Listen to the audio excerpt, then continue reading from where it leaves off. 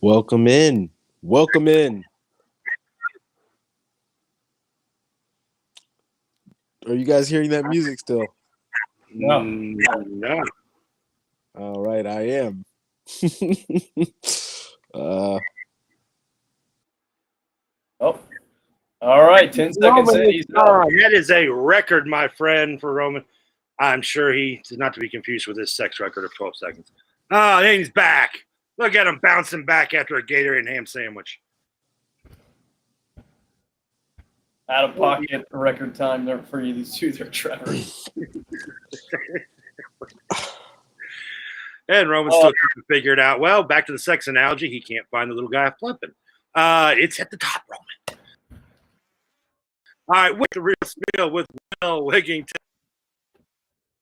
Trevor, My man over here to the left. Roman will be over there, up here. So it's been a rough week for Roman. It's been a kind of rough week for me. Will, on the other hand, is flying high. So this is clearly proof that Seinfeld is nothing but life imitating art, and that when one guy is up, one is down. And here's our man that's up, Will Wigington. Now Roman is back. What's going on, guys? Sorry about that. Had some technical difficulties there, but welcome in. Thank you for that beautiful intro, Trevor, to the Real Spiel live show here with your host here, Will, Trevor, and myself, Roman, as we have been off for some time. Will, how have you been, sir? Pretty good. I think I just told you, Roman, I was in DC a couple weeks ago for a work trip, and been back with through my work. It's an international exchange group from 4 different countries in Africa.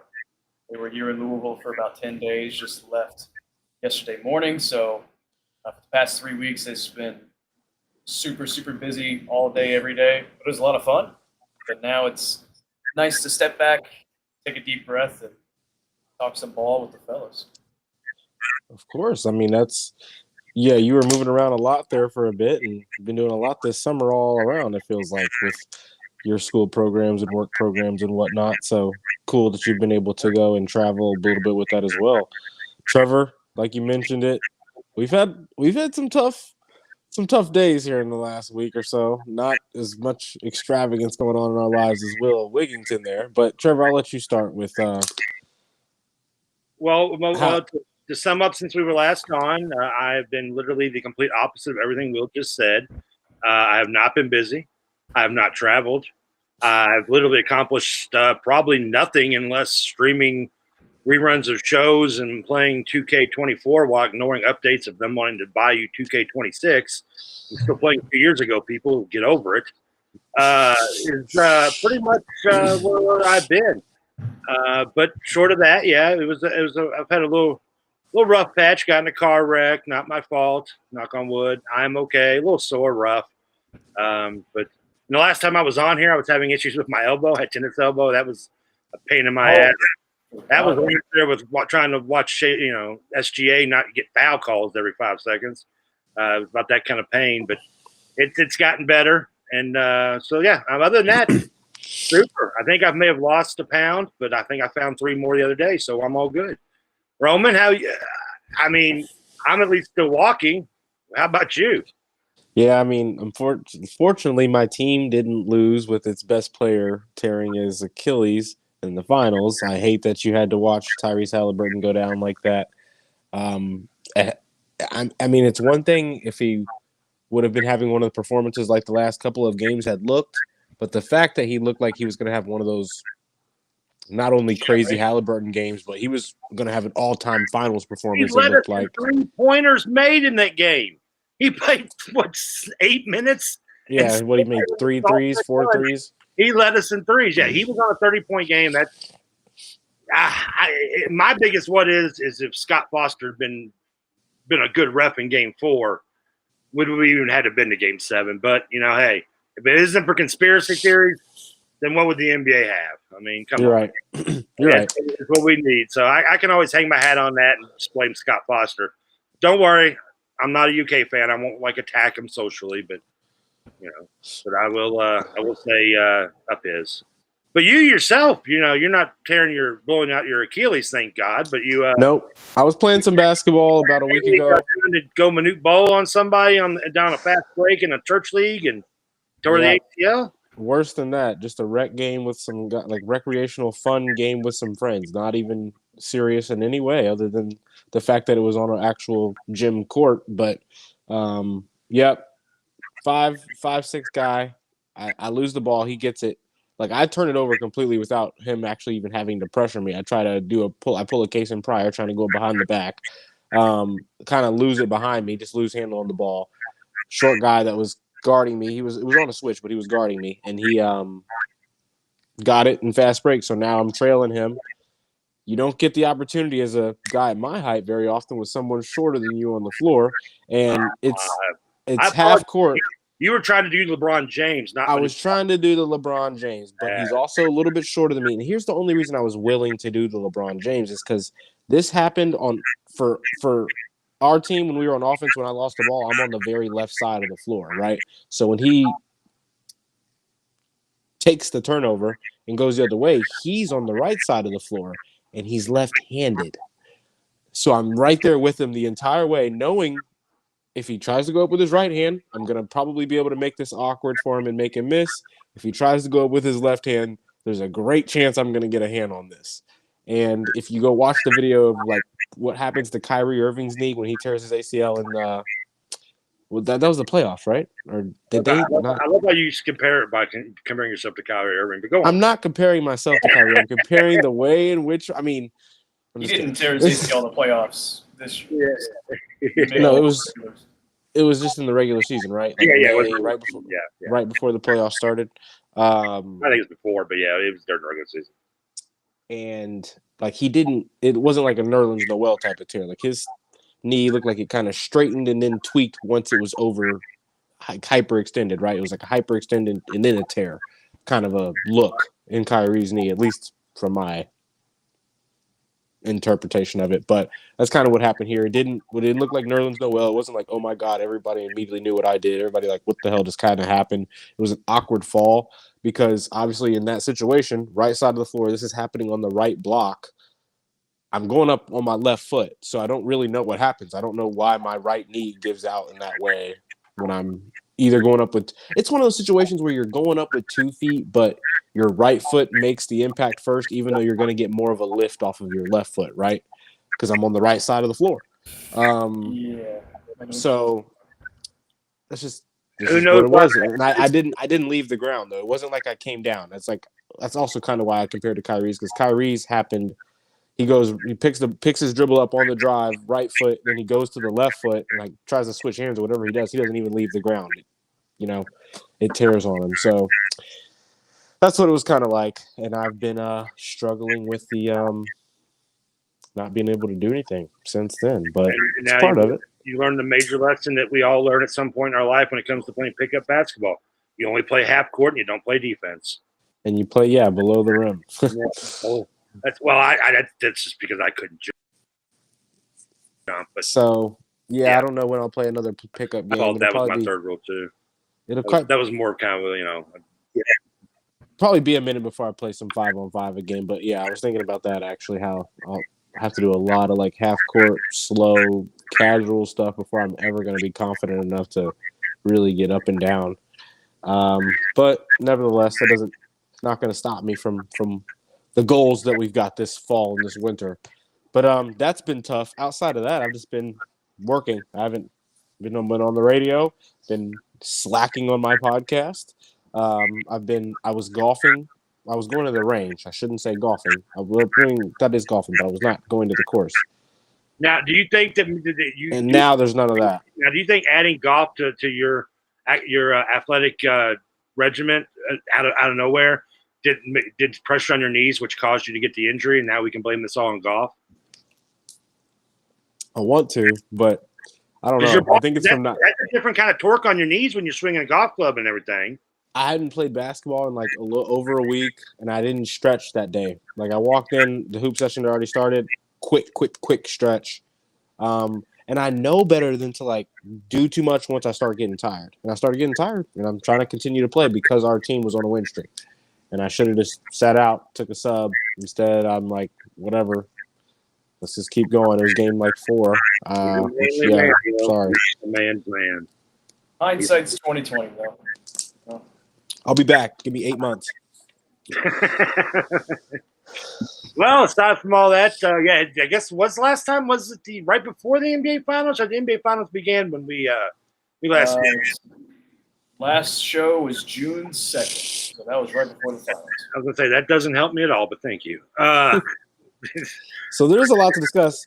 Will, I mean, Trevor. I kind of gave you my quick. I thought the Pacers dominated most. I think the Oklahoma Thunder defense is still a little overrated. Call me the Sonics championship, so they have their first championship. Congratulations. Again, hater, I don't care. I think Scott Foster's a douchebag.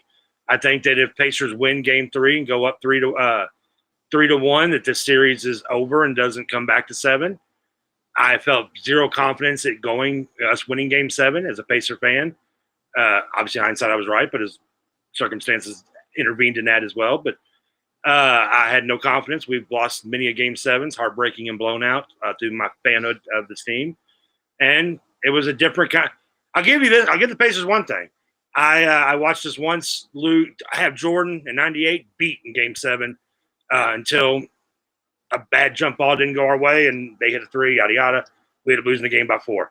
I watched us lose a heartbreaker in game 7 against the Knicks and seeing Ewing get 25 points and 28 rebounds or something. Heartbreaking loss. I saw us get destroyed from start to finish against Shaq and the Magic. This was a new one, at least. I'll give them that. I hadn't had one where my hopes were early on very high, higher than I even was watching it. And then our best player destroys his Achilles tendon going for a drive in the exact same spot that he had hurt his hamstring or calf just 2 games earlier. So I guess I'll give it originality of the way it broke my heart. But other than that, it still broke my heart. I didn't really have any hope the rest of the way. I know the game wasn't a total blowout, but it just never felt like the Pacers were ever going to win it. And, of course, they end up – I don't remember what the final was, but it was a tough way to lose. I know, again, I can be conspiracy and blame Foster in game 3 a little bit. It was questionable, very questionable, but it is what it is. And now hopefully 2027 will be a better season because this year is pretty much done. You've lost Miles Turner. Yeah, you got a couple guys on contract years. The East is so bad because let's not forget Boston's without Tatum as well.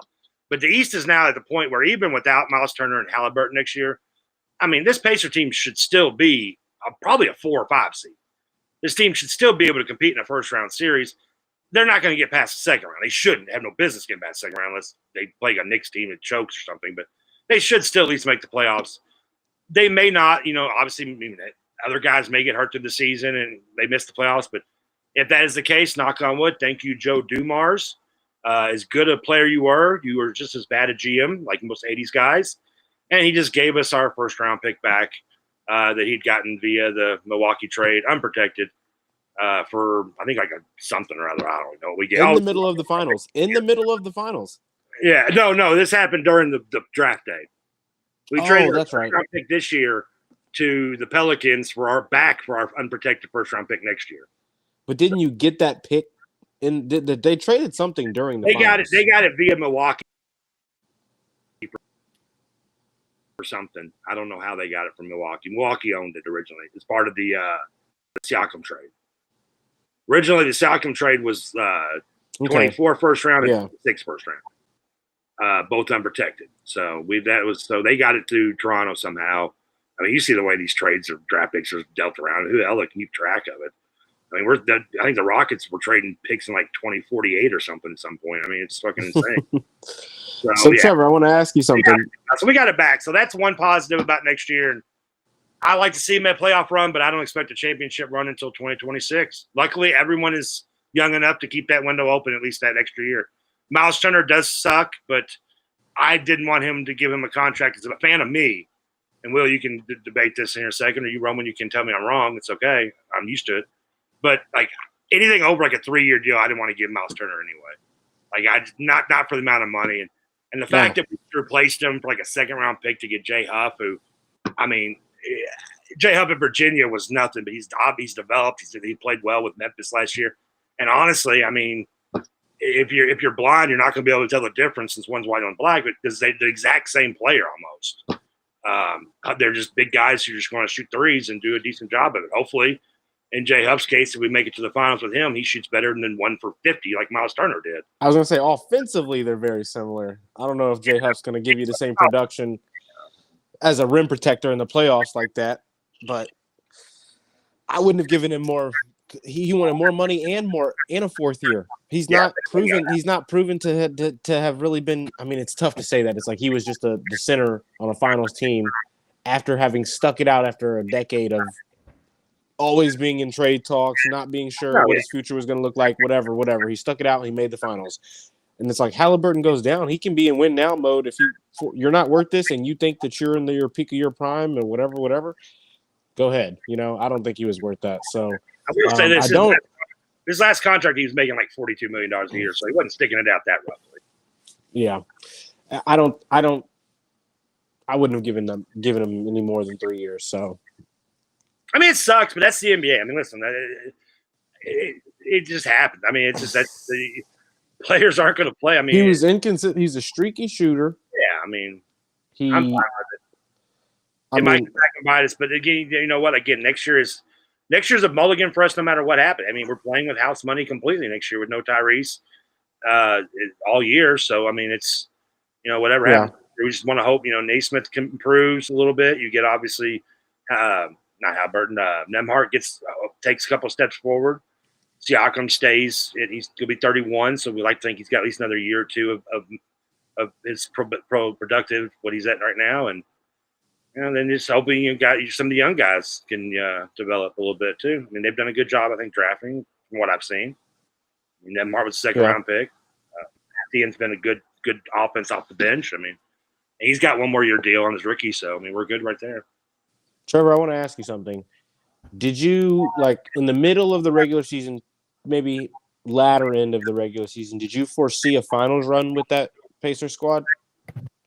Yeah, I thought we could. I think I said it on here before. Like, the one team that really only good was Boston.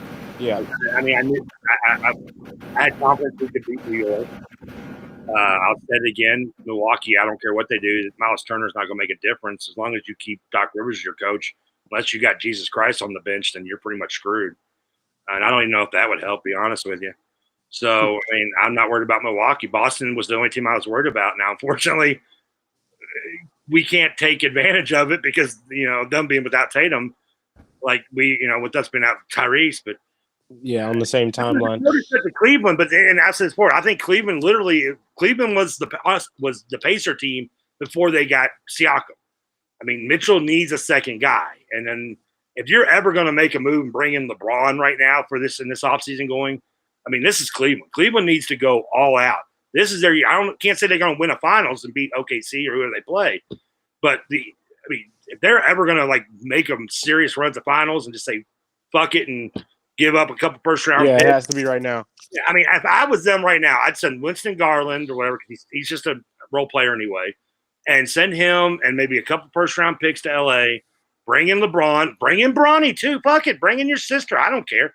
I mean, and just let him be that second guy. Because then at that point, you can also let LeBron take time off during the regular season to where you saw this year, he's trying to play like 28-year-old LeBron at 48 or whatever. And by the time, but the Lakers aren't going to give up Braun for any. You'd have to get the Lakers aren't giving up the Braun for. If you're Cleveland, that's the best move you can make. Because I don't know who else. If you're Cleveland, but you're not getting Braun for Garland. I mean, we'll give him like 3 first-round picks then too. Who cares? Yeah, I think with the window, with how the East looks, this is the window right now for any team that thinks they're in win now mode in the East. Right now is the chance to do it. Trevor, though, that was a part one question. The second part to this question is: did you foresee the Blue Jays having the success that they're having right now? Fuck no. Oh my Nostradamus! If I knew that, I'd buy a lottery ticket right now. I had no idea. Hell, I didn't even know they were playing as well as they did till halfway through their streak. And were the Eagles your Super Bowl prediction? I'll be honest with you. When they re-signed Vladimir, yes, they were, because I'm a homer blind with that. But I thought we had a chance to win. We had Ty Detmer quarterback one year. But with the Blue Jays, I honestly, when they re-signed Vlad Guerrero to like a lifetime deal, whatever they gave him before this year, I was happy as a Blue Jay fan, but I felt bad for him because I just saw that I didn't think their window was going to be open anymore from the last couple of years. The pitching staff didn't. It's still not great, but the offense is playing good enough to keep this pitching staff look decent. And hopefully, I think now, with the luck of the Kelsey opposite curse that's going on with my favorite teams this year, with the Eagles win the Super Bowl, Pacers going to the finals, I think all this accident that happened to me recently just solidifies is that, yes, the Blue Jays will, in fact, be in the World Series for the first time since 1992. Will they win it? Pacers say I can't guarantee that. But apparently Scott Foster's stronger than my karma. But the Blue Jays will be, and we'll laugh. I don't forget a grudge, okay? Carl Shepard. I'm still pissed at Carl Shepard 2 years ago. And I remember that on the radio show the day after. We've won a Super Bowl since then, and I'm still pissed at him. It's amazing I don't have a vagina the way I hold a grudge. So anyway, that being said, this wreck at least guarantees me one thing, is that the Toronto Blue Jays will be in the World Series. The odds have gone down since I people this, but go to now. Go to whatever website you do, and Ben Ballon, I'm sure Disney even has one at this point, and go on there and put some money on Toronto to make the World Series. You can probably still get decent odds making it. And then if you want to feel froggy, put a little cash on them winning it too, because you know what? If this guy doesn't have insurance to hit me, then I know they're winning the World Series. Trevor, what does this mean for Louisville? What does this mean for Louisville football and/or Louisville basketball now? Louisville football is guaranteed to make the tournament this year, gentlemen. You heard it here first. The playoff?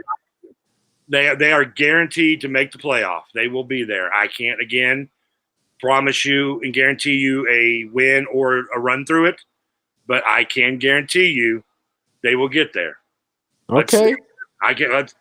For all I know, I'll probably slide down, some stairs or something in a couple weeks and break my ankle, which will guarantee at least a win in the playoff. But until then, I can tell you that we will make the playoff. All right, I love it. This is the success that you're having for your teams, Trevor. It's making me feel superstitious. It's the injury, the success of the teams. It's like we've had the elbow, we've had elbow, wreck. I don't know, Trev. It's feeling like if one more injury lines up, maybe we need to run you over or something. If one more injury lines up, we might be able to predict the Final Four in our near future. So I'm just gonna throw that out there. But I do want to not lying. If Will makes the Final Four, I will let one of you hit me with a car and we'll watch the game from the hospital bed. I do want to ask you guys a couple things. Will, I'll start with you. There will not be a Prius though. That thing will probably bounce off me.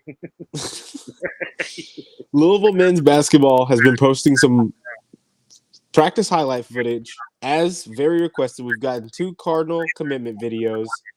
Trevor, I'm sure you've seen clips of each as well. I mean, fellas, I know you guys you can't miss it if you listen to Mike's show at all this summer, if you get on Twitter at all this summer. you've seen the Michael footage either from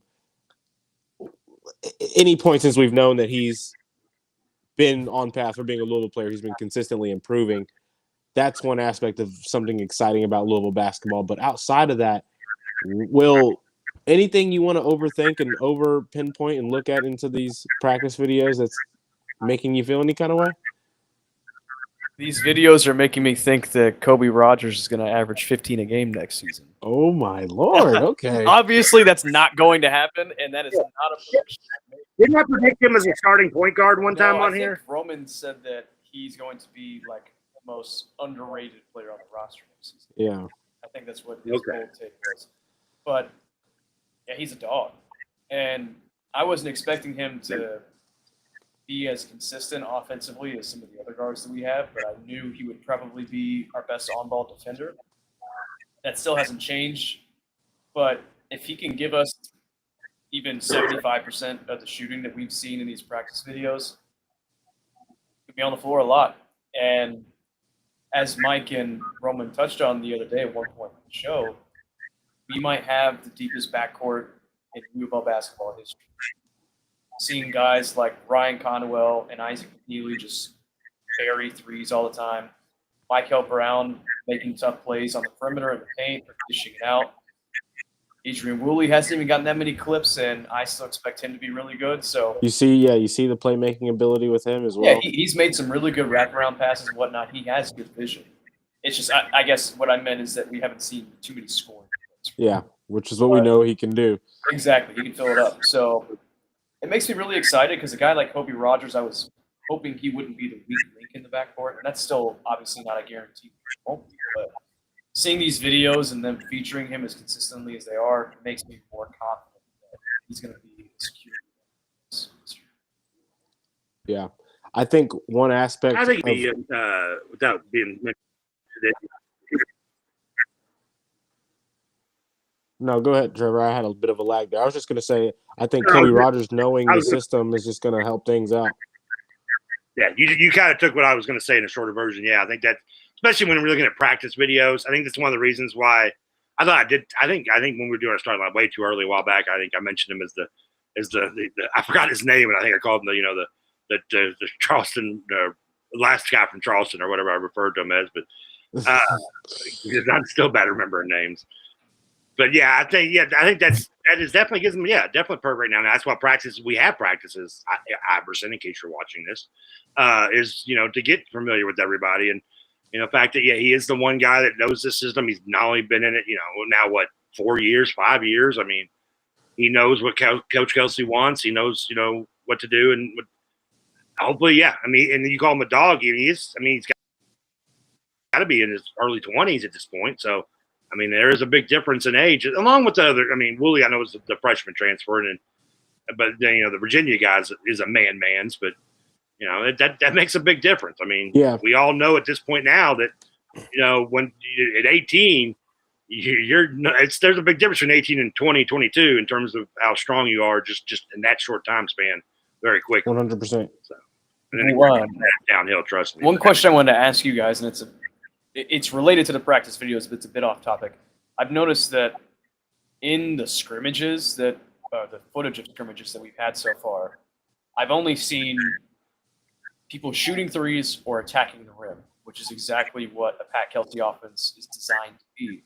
So do you all think that means when a guy like Sananda Fru's on the court, who I think will be a good post player, or the best post player on this team, unlike Ali Khalifa, who will be mostly on the perimeter, do you think no matter what the personnel on the floor is, we're just going to run a 5-out offense because Fru can shoot? Or do you think that's just like a small sample size from the footage we've had? Great question. I think it'll start with pace. Yeah. I think we get the rebound, we get up the court as fast as we can, and it's 5-out unless we have to get into our half-court offense. Because, they don't run plays if they don't have to. No, they run those sets where it's just 2 quick counters. We're going to have the 2 guys ball side react to the set. You screen him, turn. This guy's going to run. You screen him.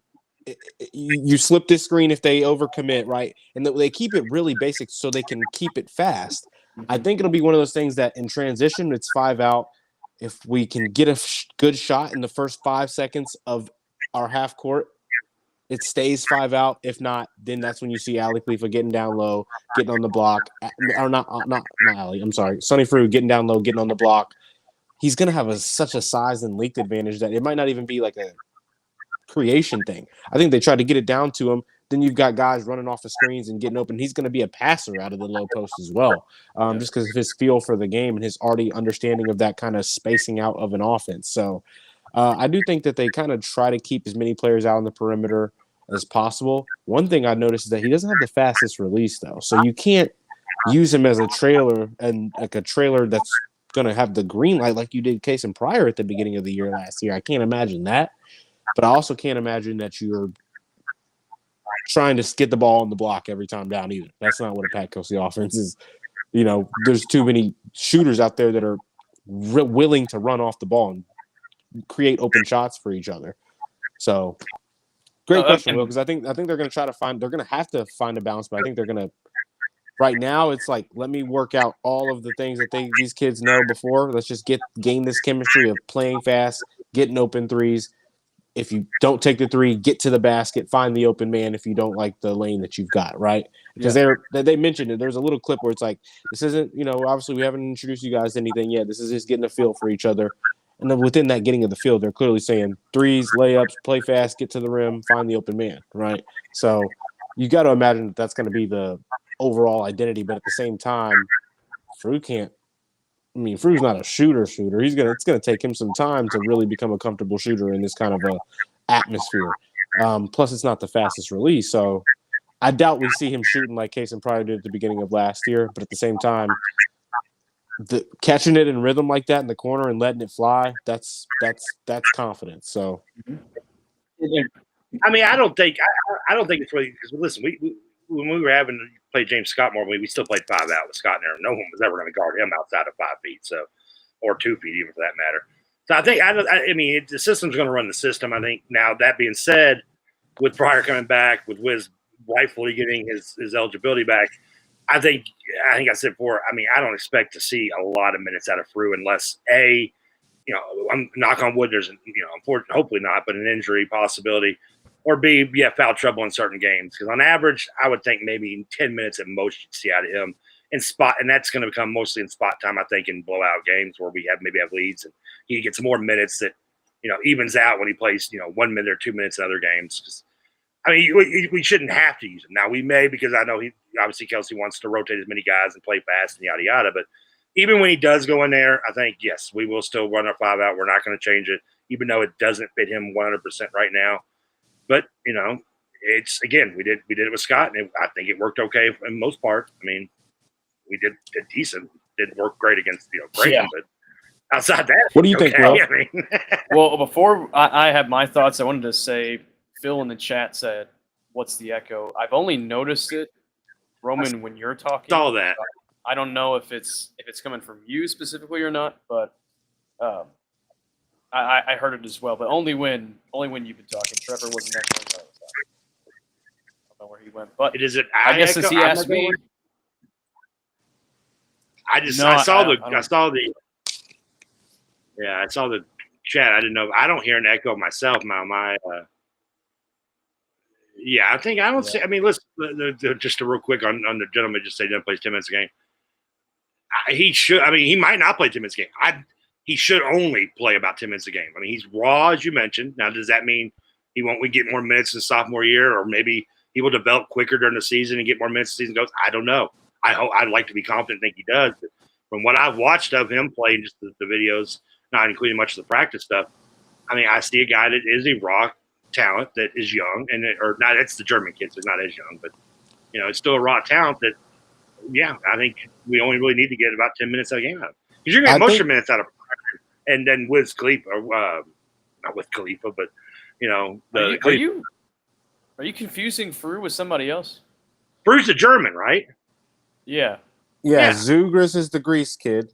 I think you're under the wrong impression, at least about what the coaching staff has been saying and feeling about Frew. Frew's like a starter in their eyes. Yeah, because Trevor, I used to be someone in your mindset. I was very reserved in my hype about Frew, and I expressed that on multiple occasions because I was like, I think this guy has a ton of potential, but you just never know with the European dudes until you know. Yeah, And now I think we're in that learning phase in a sense of understanding his skill and what he can bring to the table. And that's a guy that, 10 minutes a game. He should be playing 25 at minimum, in my opinion. No echo right now, Roman. But yeah, Frew is the type of guy, and the reason I asked if we're going to play a 5-out offense with him on the court is because I'm just curious to see how they're going to use him through in the post, because he does have a decent post game. It's not anything crazy. I would still even argue that Javon Hadley's our most consistent and best or most technical post player. But here's a guy that can okay. So correct me if body maybe I am. He kind of has. Yeah, go ahead. No, I was gonna say so. Correct me if I'm wrong. So maybe I am confusing them with one of the other.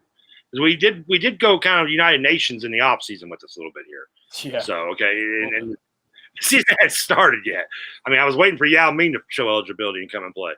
But I know so Peru's the German guy. Then we have the kid from South Africa, the 6'7" kid. It kind of reminds me of Mo Kamara. Yeah, he kind of reminds. What's his name again?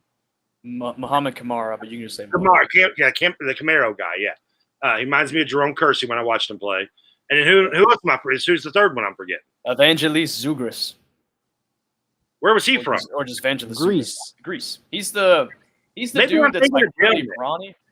He's He's huge. He's white. He's just a guy that's like, he plays like Dennis Rodman, basically. He's our biggest guy. Yeah. And Frew actually looks. How we signed, right? Frew doesn't look very different than James Scott. Same hair, same build. Well, he's a little bit bigger. He's like 20, right? He's 21. 21.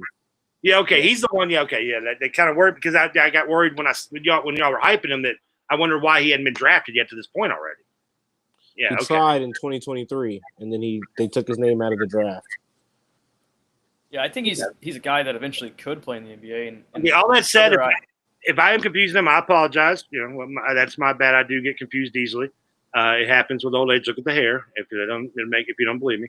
But that said, with your defense of just what the coaching staff is saying, one thing I have learned with all this, Gray, is that coaching staff compliments, I take them as far as my mom's compliments.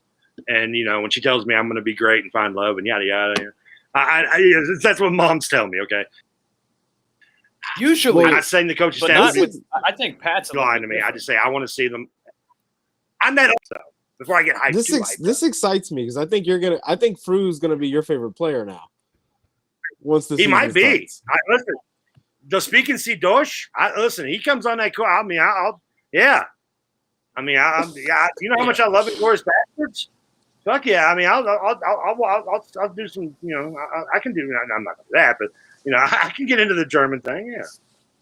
Will, Trevor, you guys have a deeper rooted basketball fandom than I do. Younger age, which it started, especially in the Louisville sense. So you guys have a different feeling behind the teams that we've got in our non-conference lined up so far. But I wanted to ask you guys about that. Will, Trevor, specifically Memphis State, Cincy. We've got the exhibition against Kansas. How are you guys feeling about the non-conference so far? Well, Memphis and Cincinnati, I hate with a passion. So I love playing them. I hate them all with a passion. If I've said it before, if the USA was the human body, Memphis would be the butthole, and Cincinnati would be the chode. That I cannot stand either one of those cities, and so I love the fact that we get to play them and beat them, because it just brings me joy beating Memphis State and beating Cincinnati, and it's a joy. It's one of the few joys I still have left in life. So let's do it. Now I'm not a big fan of doing the Freedom Hall thing, old man holding on to that type of shit, but I'll be honest with you, once he gets it done and we maybe do it again, I'll move past it like everything else. We also got Arkansas. Yeah, screw that. Tennessee. U.S. Reed, this is for you. You guys don't remember you. I barely do. I was 1 year old. U.S. Reed did a half-court shot to beat us in the tournament in 1981. Fuck Arkansas. Well, to answer your question, Roman, I love it. I hold a grudge. Like Pat Kelsey said the other day, we're not ducking the smoke. We're going to show the NCAA selection committee that we're going to be a deserving high seed. And I here's my boldest prediction after everything that I don't say this lightly because it's gonna be you guys are gonna be like, what the fuck is he on? This team, I've set their that bar biggest. high, Will. I am setting that bar real high, and this won't make sense after what I'm about to say. But this team will not really play above the rim very much. Yeah, I mentioned that on Friday. Yeah, and I completely agree with you. But I think it's the most talented team we've had this century. This win? Hot take, this century, So you're saying since 2000? at least, yeah. And I think it's fair to say because we can realistically put out multiple different 5-man lineups that I don't know if a single team can completely shut it down. That Because- 08 and that 14 team were both pretty damn good. I mean, I think the Yeah, 08 team is still well, better than the 05 the team. thing but is, too, you know they made. well, do you mean the number 1 overall C team that lost to Michigan State in the Elite Eight? That team, is that what you're mentioning first? Yeah. Okay. No. I'm thinking of the year before when we lost North Yeah, Carolina. we beat Tennessee in the Sweet 16. I mean, Yeah, Pageant or Dave Pageant's senior the year. problem Yeah. is still though it's because That team wasn't this deep. That team was not this not deep. even that. But you have guys like Yeah, but- Edgar Sosa, Jerry Smith, and Andre McGee. They're not. They were solid offensive players, but none of them could shoot really well outside of Jerry Smith, and he was more so just a microwave flamethrower. We've got Earl Clark and Terrence Williams. Well, hold on. I was saying more so from the guard perspective.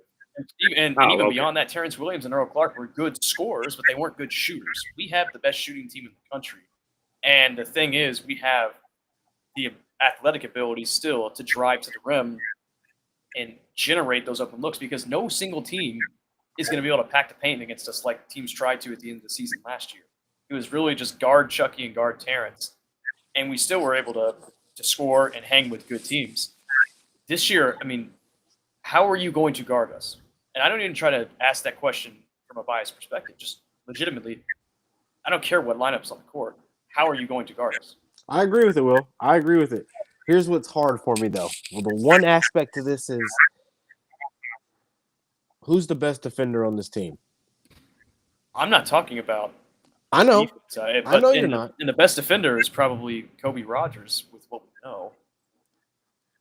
That's where this is just like, and I get that in terms of most talented teams, offensive ability and the ability for the team to have versatility. There's so many things that just go into defensive ability, right? There's in terms of what you're looking at there, but I have question marks on what this team's going to look like defensively still, don't you? So let me counter with this. So last year, our good defenders were Chucky, probably the best on-ball defender in the country.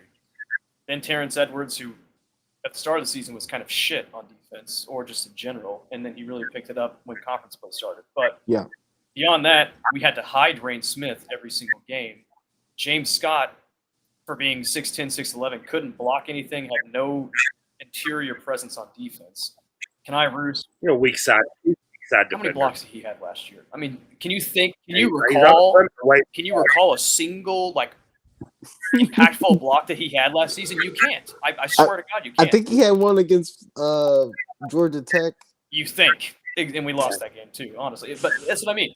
I know you could- Kenai yeah. Roos was a freshman who got Touche. caught ball watching all the time. Javon Hadley was a solid defender, but he wasn't anything special. So, and then beyond that, Casey Pryor got injured. Noah Waterman couldn't guard. He couldn't guard my grandma if he tried. So we had terrible defenders last season, is my point, and we were still a top 20 defense in Ken Pom. So that tells me that Chucky was awesome.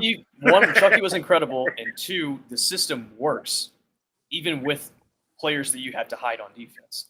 So this season, Let's we not have- forget, Chucky's not. I get it. I get it. There's no Yeah. one we have to hide. right? Well, and awesome. I'm not saying there's not anybody we have to hide. All I'm saying is that if we could have a top 20 defense in the country with that roster and that level of athleticism, I'm not really worried about this year. I At just least worry about relatively speaking, I I'm not worry about expecting the us to have point a of top attack defense, right? I worry about the minutes when Kobe Rogers not on the floor. And that's a good point that you make, and because of what we believe about that offense. I think a lot of the issues you could come from the defense will be negated. We're gonna have the momentum. We're going to spend more time having momentum in games than the other team. We're going to control the pace of games more than the other team. We're going to have more ways to attack defenses than teams are going to have defenses to adjust to us, right? Because of our ability to play 5 out, because we can play fast or slow, because we have that many shooters on the floor at once. At the same time, though, I just think that it's tough to know that we're going to have such a drastically different look at the point of attack, with a freshman point guard who's going to be figuring it out defensively still at his size and know-how guarding what is going to be old, savvy, quick guards in the ACC.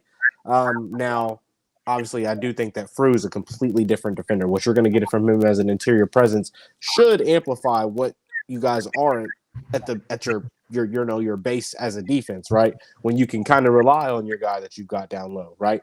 I also know that this team's going to be getting up and down the floor a lot. He's going to go probably kind of similar to what you remember the first Bahamas trip, the level of substitutions we saw. Yeah, Granted, you're still in the figuring it out phase right there. But there's a reason he wants 2 people at every position that he can trust. So you're constantly rotating them in and out, teams right? out and have us be fresh, and that's exactly. So that's Tino style, but just in a different way. That's the one aspect. Is like knowing that we're always going to be fresh. That's a plus. But knowing that at the same time we're going to have a lineups that. What if Ali isn't actually any better defender with his loss of weight, right? What if it takes Sonny Frew forever to figure out guarding other bigs? Question marks, just that I worry about. But I'm not at the same time. I do think that the offense is going to be something that is. We're going to have the advantage every single time out in how we're going to play and how the other team is going to have to try to guard us, right? And if you have any kind of an athletic advantage, we're typically going to have a play style advantage. I just do wonder the on-ball defense. Are we going to be able to, like if we had to get matched up against like a last year's Houston kind of a team, I think we would have been fine. Here's the team that I equate us to is 2018 Villanova. I don't know if you guys remember too much about them, but that was their second championship in that 3-year stretch when they beat Michigan, and they just destroyed everybody in the NCAA tournament because they were the best offensive team by a mile. They're running them off the floor. Out. Yeah, running them off the floor. They had a good enough defense. Like, they had good defenders. They had Mikal Bridges and Josh Hart, but everybody else was a bad defender because you had Jalen Brunson, not a good defender. Dante DiVincenzo was not a good defender in college. Eric Paschal was a decent defender. I don't know if you guys remember him. Or Amari Spellman. Yeah. Phil Booth. They had a roster of guys that could just light it up on offense, but were not very good defenders. But with their pace of play and their shooting, it was just a war on teams. And to a point, in the second half, a lot of times, they just broke. And that's kind of what I see us as, just a faster pace and deeper version of that Villanova team. I'm not going to say we're going to easily win the national championship. I'm just saying in terms of roster makeup, that's how I perceive us. Well, you heard it here first. Will said national. I didn't say that. I said I thought all I heard was national championship. We're better than that Villanova team. That's what I heard. Maybe. He said Lou Alcindor's UCLA team can suck it. Okay, UNLV 1990, child's play. Yeah, 92 Duke Leitner, suck this. That's what he said. All right, 2 things I do want to bring up. One, the fact that Will is the only one here on the show that's not on some kind of substance and is this high on this team does give me confidence. Second, to the point of you comparing him to the 2018 Villanova team, I will say I do like the comparison.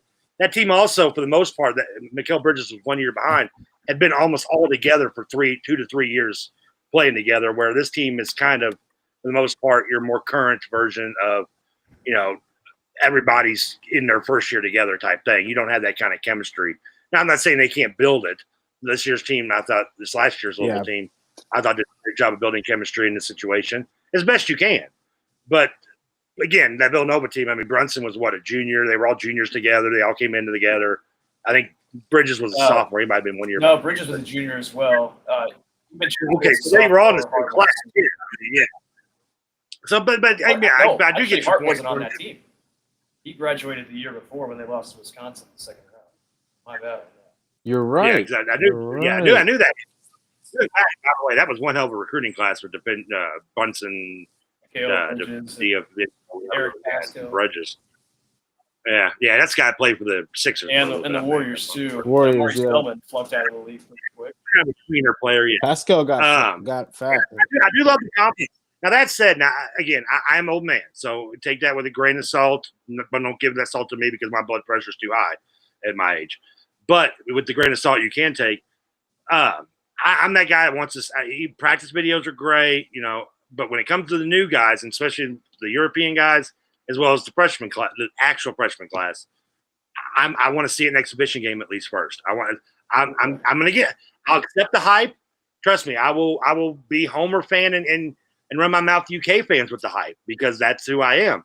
I will talk that shit. But to be honest, because we're in a safe place here. Maybe it's white panties, maybe it's something different. I don't know. We're in the safe tree all here together. I like to see it. Now, I've said it before. I watched the kid from Kennesaw, and I think I see him kind of like a smaller version of Edwards' progression next year, where he's going to have to learn how to deal with playing against ACC, the best talent he's going to play, day in and day out, opposed to maybe once or twice at Kennesaw.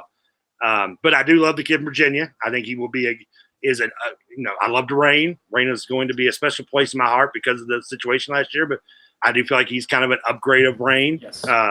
Maybe a better overall player with the shooting ability.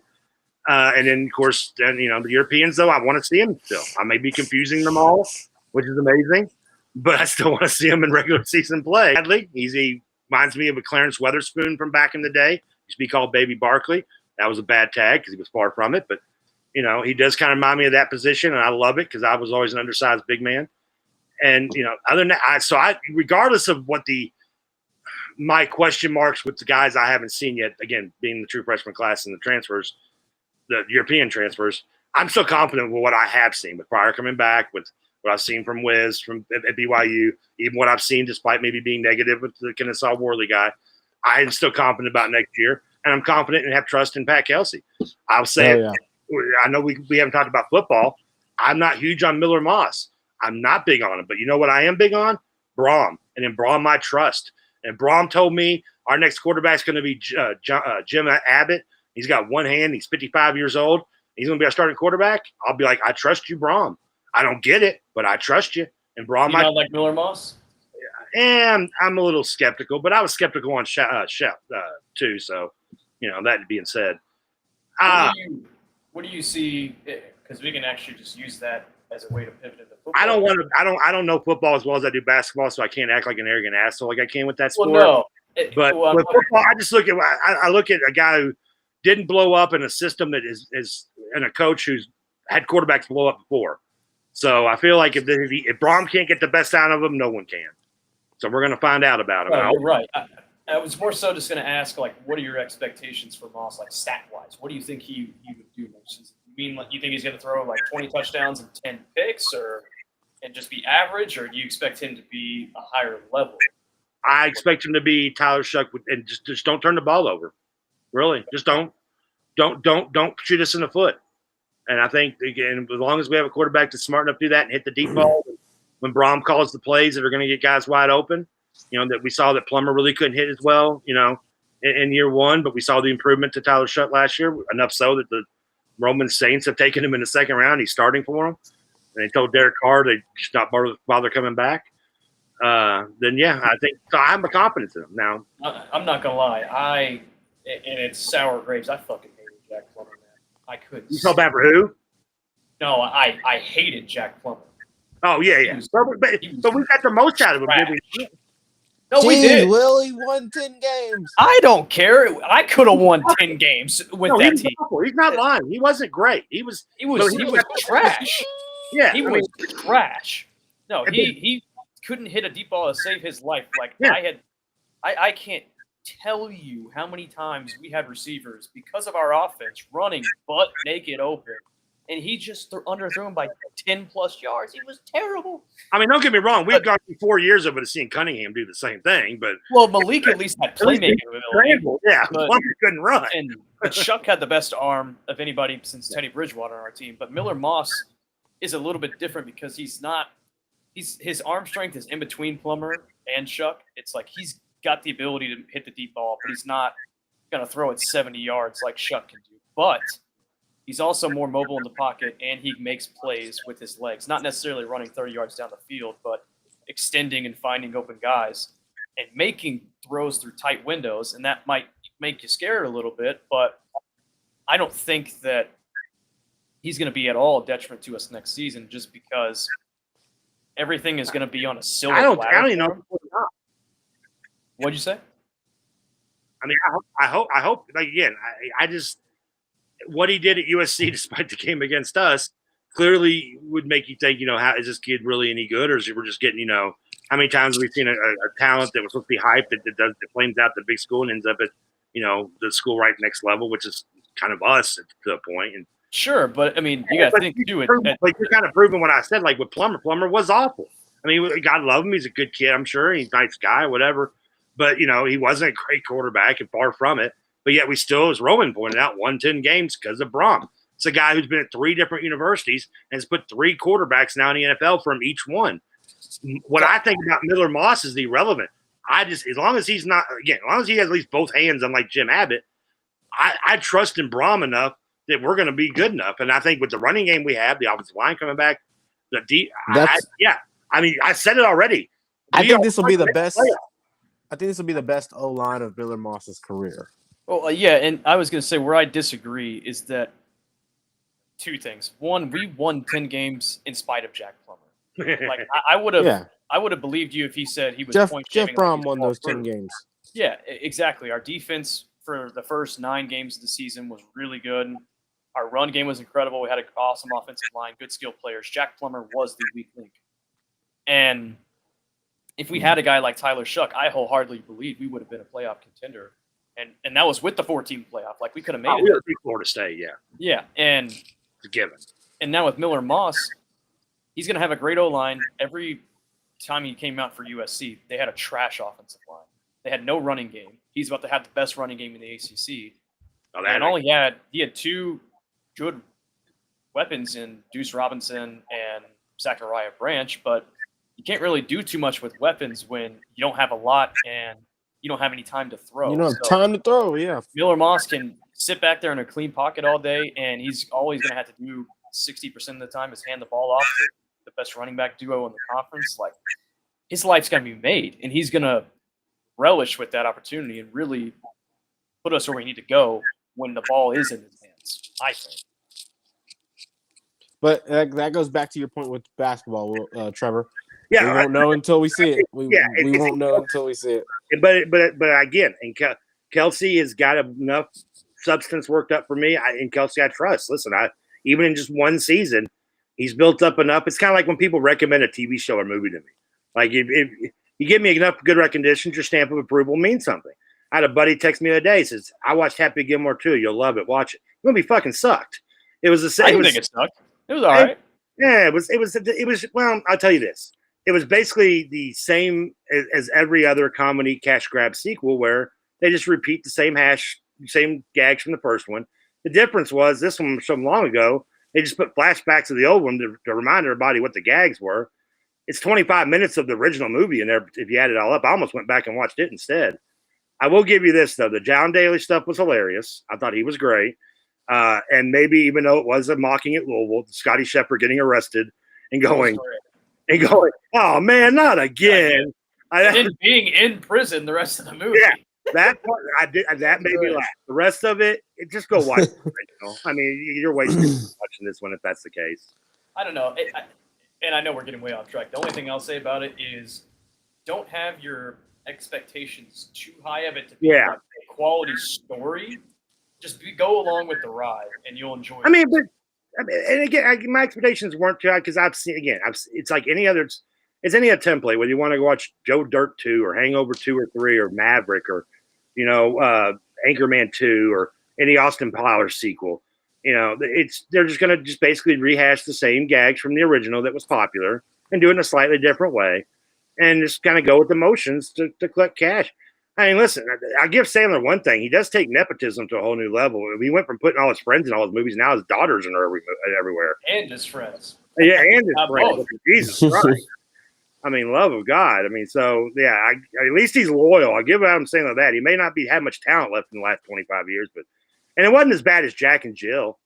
I mean, I'll give it that too. And it was better than Grown Ups 2, which was awful. Maybe as good as Grown Ups 1, but it was, it was what it was. Like I said, the fact that you had like 25 minutes of the original basically just put in there to remind you, hey, you probably weren't alive when you're watching this when this one came out in the 90s. So this is what happened. This is why it's funny that he's choking him.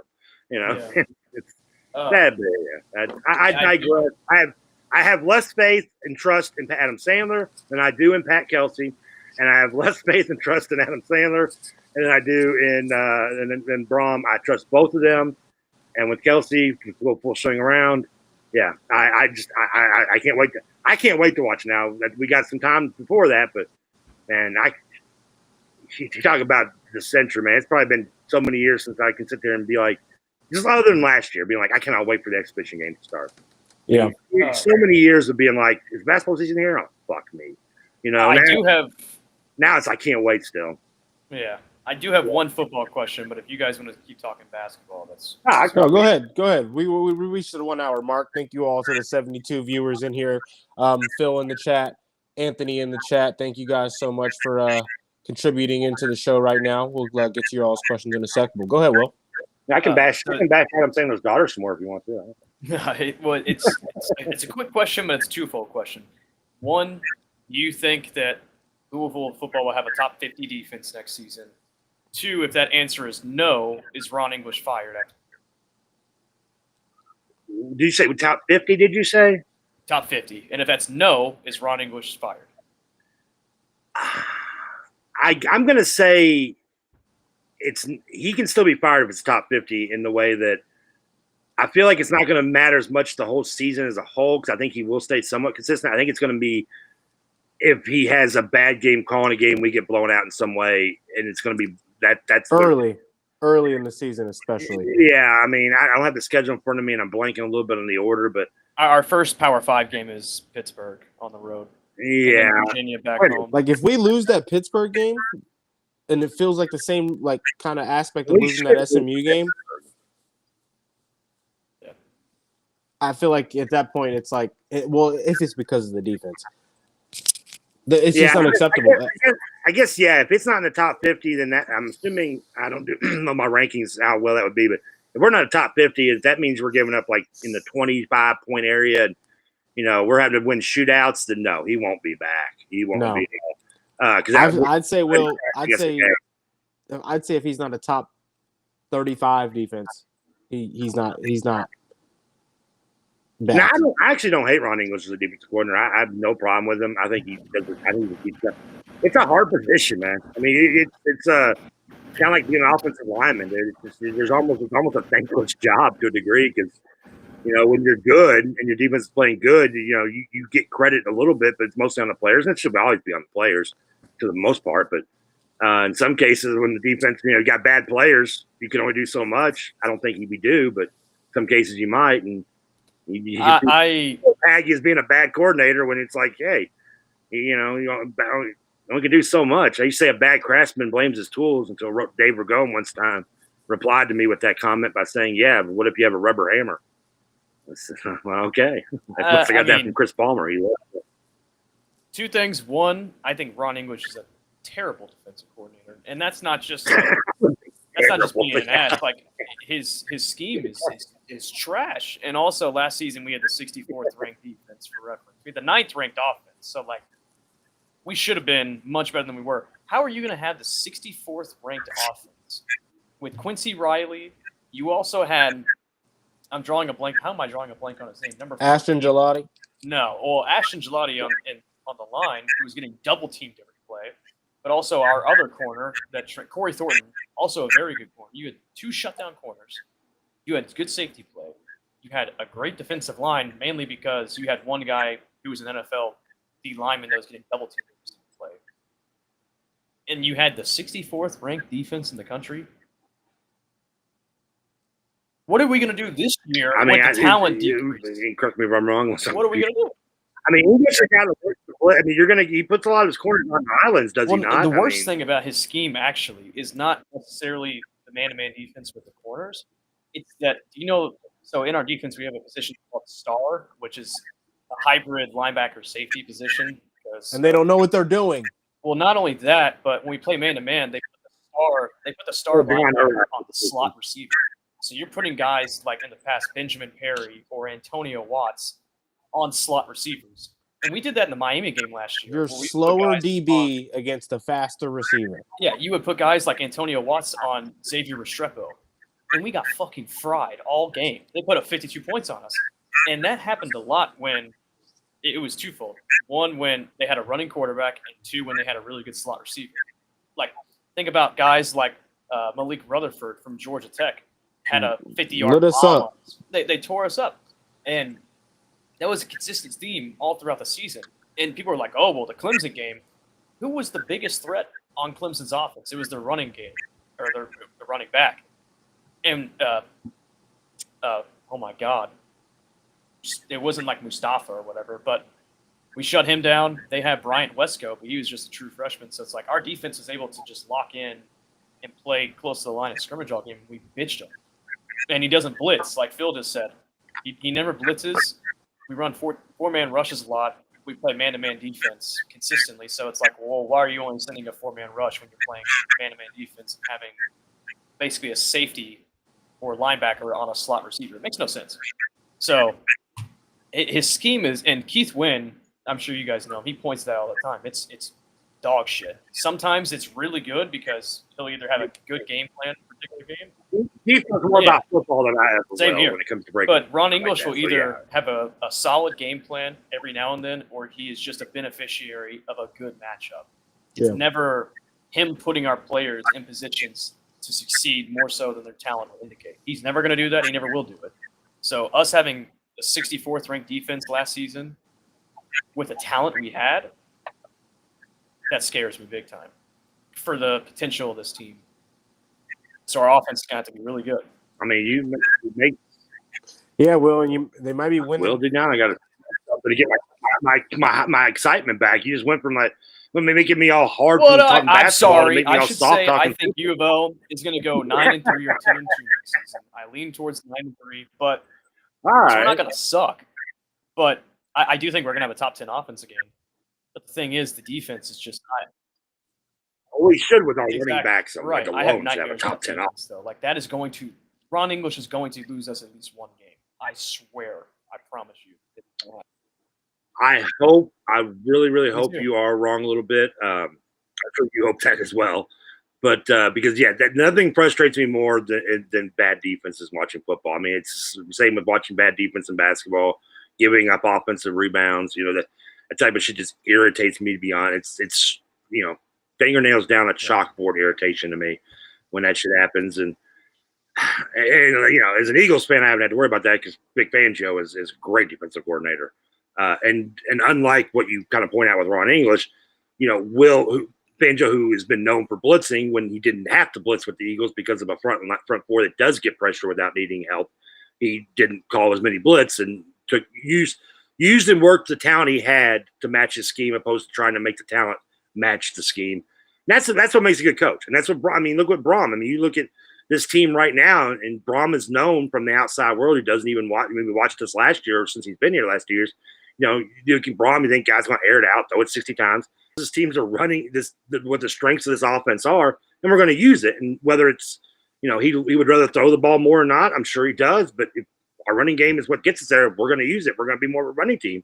That's what good coaches do, and that's why you get trust from me in that coaching match. If English isn't going to do that, then and all counts, the way you describe, he didn't do it much last year.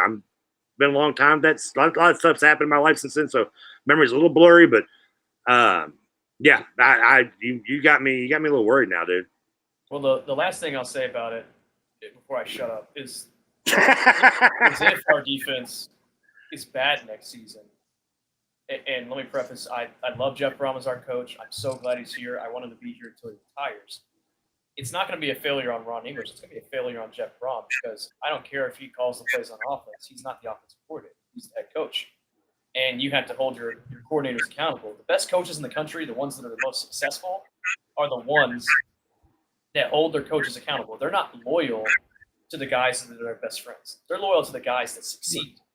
And if a guy like Ron English isn't getting the job done, fire his ass. Get him the fuck out. No, I because all agree. they're doing- No, But if I'm just saying. you feel like he did an okay job last year, I have no problem giving him this year as a chance.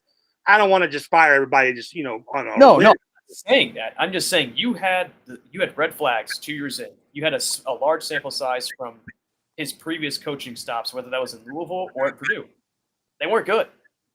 He was great our first year, and then the last 4 games of the season, our defense bottomed out and was trash. Yeah. Last year, 64th ranked, like I just said, you had a ton of talent. Like, think about how bullish we were on. And that was after making an improvement, like Yes. 5 games in. Yes, we thought we were going to have an incredible defense coming into last season because of the talent we had, not because of Ron English. And he fucked it up. They improved up to 64th. Yeah. Is what's scary. So if our defense sucks again and that holds us back from being a playoff team, that's on Jeff Brom. And I know people say, well, obviously it's on Jeff Brom, but some people will try to defend it and say, well, Ron English sucks. At the end of the day, the buck stops at Jeff Brom. And if he wasted another season of great potential, especially on our offense, because Ron English can't. He already is, Will. He's already agreed to waste you're right. He's You're already right. agreed to it.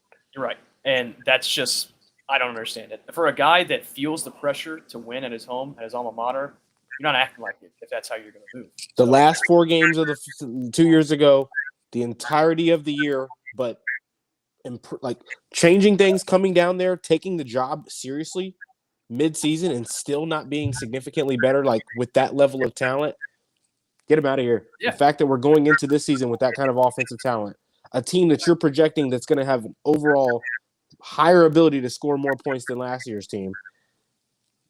Yeah, I mean, think the What are last you 4 doing? games the first year, Miami cooked us. We just outscored them. Then Kentucky put up 38 points on us. Then Florida State, the defense is actually fine, but that's because the best offense Florida State had was the Wildcat. So that's a wash. And then You're talking about last year? no, the first Year year before. Jeff Brom. Okay, Bill yeah. Moss comes in, throws 6 What did that touchdowns. game end? Like 13-10? 13 to 6. 13 to 6. And last year, I mean, we have countless examples, but you have a guy like Damon Williams, who I think would be a solid quarterback for Washington, but his first start throws 5 touchdowns on us. Like, what are you doing? Good. Huh? That Florida State defense was good. Oh, it was great. That's Javon. Yeah, both of 2 of them went to the Rams and got rookie of the year. Yeah, no, it was a great defense, but that offense was terrible, and Georgia showed them what's up. So, I sorry, I as much as I don't want to break the concentration here, but you're good. I'm the keys. yeah, anyways. So in the background, while you can see that Will is watching Roku on pause, I have apparently I've been watching Teen Wolf on America BBC, and I just now realized, I don't know if you've seen this movie or not, gentlemen, but there's a great his best friend in the movie, Styles, great character, 80s character to 100%. He wears a T-shirt, an iconic T-shirt that says, "What are you looking at, Dick Nose?" And I just looked up and noticed that the entire time they blurred out the word Dick Nose on his shirt. The shirt just says, "What are you looking at, blur?" And the poor guy who did the editing at American BBC, he wears that shirt like half the movie. So, I mean, that's got to be difficult. I didn't mean that distracted me in the middle of you making me feel uncomfortable. No, that's all good. That's a perfect way to wrap us up here, fellas. We're way over the point in which we need to be uploading. I don't like to go over an hour here. So next year, Brom needs to look at Ron English and say, "What are you looking at, Dick Nose?" Ron English needs to be fired. Jeff Brom is officially fucked this season by not firing him. That's the end of that discussion there. So Let's hope your brother. I mean, we know it. We know it's true. We know it's true. Fellas, we're making we've the got Phil in the playoffs. chat here. We've Chill. got Phil in the chat here. Phil says, preach, Will. Every ACC team changes defensive coordinators, but Louisville. Anthony says, front 7 should be solid. Secondary is a concern. And they asked about the Tayon Holloway stuff. We didn't really get into the Tayon Holloway news, but I don't want to upload anything. No one's going to watch an hour and 14-minute long video, so we need to hurry up and get out of here. Plus, Will was trying to get out of here about 30 minutes ago. So He's got a doctor's appointment in the morning. It sucks. we do, need to get on the roll here. Phil says, Miller Moss is Roman's height, small like Breeze. Why did he call you R. Kelly? Get your super chats together. We need to create like a real Spiel Cash App or something. But Phil, Anthony, thank you guys so much for your comments in the chat. This has been the Real Spiel live show. Will Wigginton, Trevor Kelsey, myself, Roman Kelly. We're going to be back next Sunday as well, recapping all things, our thoughts, U of L sports. Fellas, Anything else before we get out of here? Nothing but go cards. See you later. Yes, put money on Toronto. Thank me later. In fact, send me 10%. Bet the under on UK total wins next season. It's 4.5. If you want to make the freest money of your life, pound the under. That's Free. all you need. It's free. Go ahead and take Louisville's over. What's it at? 8.5? 8.5. Go ahead, Yeah. go ahead and take that. Take that. Parlay Parlay that those shit. two up. Parlay those two. But fellas, this is going to wrap us up. This has been the Real Spiel live show. We'll be back next Sunday. It'll be August. So excited for that. And fellas, we'll be right back. Or we'll be back next week.